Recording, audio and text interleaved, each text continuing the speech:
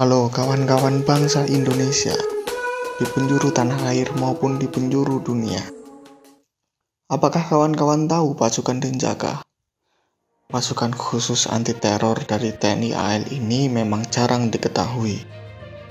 Meski begitu, ternyata kekuatan para anggotanya luar biasa. Bahkan pasukan Denjaka ditakuti oleh pasukan dari negara lain loh. Karenanya, Denjaka mempunyai julukan si macan Asia.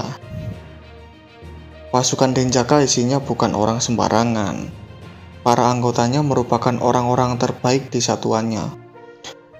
Begitu luar biasanya, para anggota Denjaka sampai diibaratkan bahwa satu pasukan Denjaka sama dengan 120 orang TNI biasa. Wah, luar biasa ya. Denjaka atau Datasemen Cala Mangkara, pasukan khusus TNI yang menempati hierarki tertinggi dalam jajaran Korps Marinir dan TNI AL. Denjaka dibentuk berdasarkan instruksi Panglima TNI kepada Komandan Korps Marinir pada 13 November 1984. Denjaka secara resmi, nama Datasemen Cala Mangkara mulai dipakai sejak tanggal 31 Juli 1997. Denjaka merupakan satuan gabungan antara personel Kopaska dan Taifib Korps Marinir TNI AL. Anggota Denjaka dididik di Bumi Marinir Cilandak dan harus menyelesaikan suatu pendidikan yang disebut PTAL, Penanggulangan Teror Aspek Laut. Intinya, Denjaka memang dikhususkan untuk satuan anti teror, walaupun mereka juga bisa dioperasikan di mana saja, terutama anti teror aspek laut. Tugasnya adalah menanggulangi berbagai bentuk ancaman keamanan di transportasi laut sipil, kapal perang TNI AL, maupun instansi penting yang berada di tepi pantai atau di tengah laut.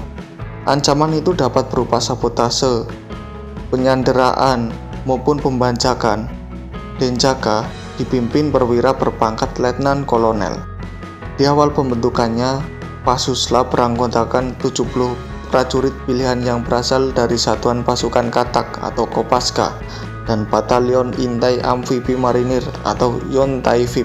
Denjaka terdiri dari Satuan Markas Datasemen, Satuan Tim Markas, Satuan Tim Teknik, dan 3 tim tempur. Segala aktivitas Denjaka bersifat rahasia dan sangat jarang dipublikasikan. Sebagai unsur pelaksana, prajurit Denjaka dituntut memiliki kesiapan operasional, mobilitas, kecepatan, kerahasiaan, dan pendadakan yang tertinggi. Medan operasi yang berupa kapal-kapal, instansi lepas pantai, dan daerah pantai. Di samping itu juga memiliki keterampilan mendekati sasaran melalui laut, bawah laut, dan vertikal dari udara.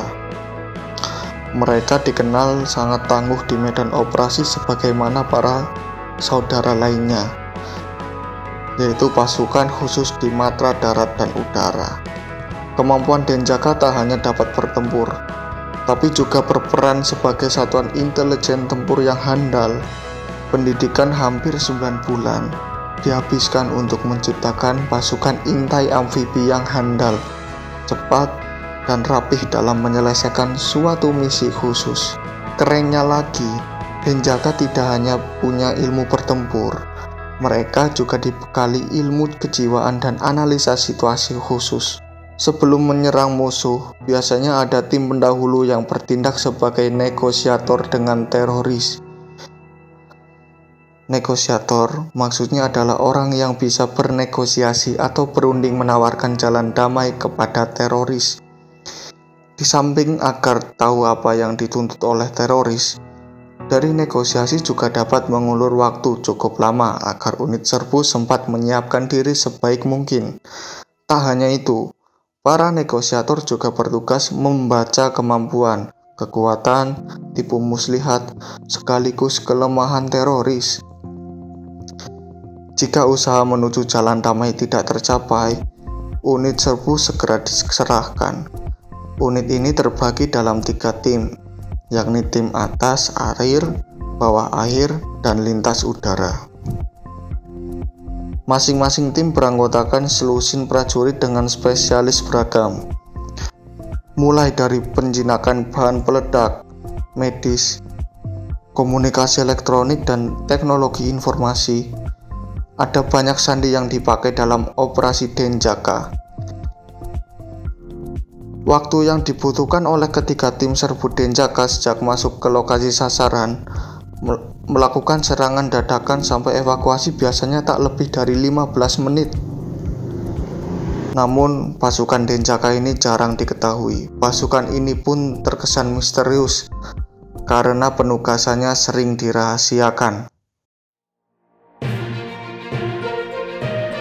Ya, begitulah serba-serbi Denjaka ya kawan-kawan. Dan jangan lupa like, comment, and subscribe.